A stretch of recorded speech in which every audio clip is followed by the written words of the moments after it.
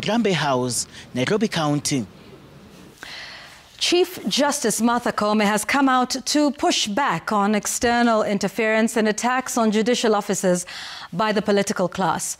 The CJ, who is also the chair of the National Council on the Administration of Justice, called on judicial officers to remain resolute and impartial in discharging their duties, even as she asked the executive and political class to respect and allow courts to discharge their duties independently. Melita Oletenges reports.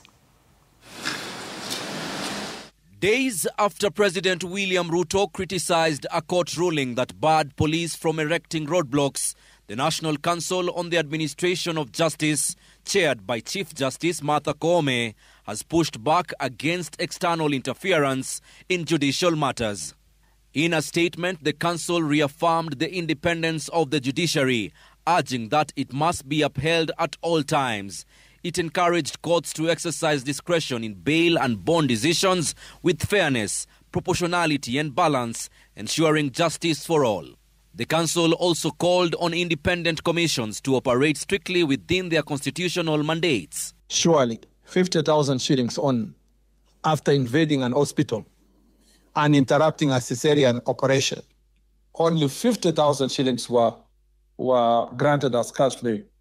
These lenient bail terms are unacceptable. They also called on the police to maintain law and order with professionalism, proportionality and respect for human rights, urging full compliance with constitutional safeguards and alignment with human rights principles. Amid reported cases of sexual violence, the council called on police to ensure the safety and dignity of women, children and other vulnerable groups. It stressed the need for immediate arrests and decisive action in response to the rising cases of sexual violence reported during recent protests.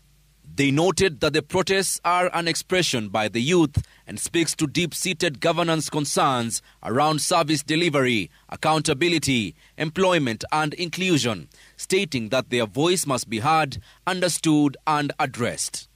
The council has also expressed deep concern over inflammatory political rhetoric that undermines the rule of law and risks inciting divisions along ethnic lines, stating that Kenya's history is a reminder of consequences of political radicalization and that all political actors should exercise restraint.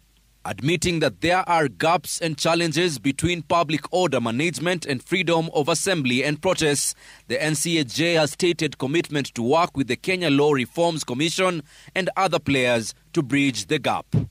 The council has also called for the immediate activation and resourcing of the Victim Compensation Fund by the National Treasury to enable courts to grant compensation orders to victims of violence and wrongful arrests. Melita Oletenges, Citizen TV.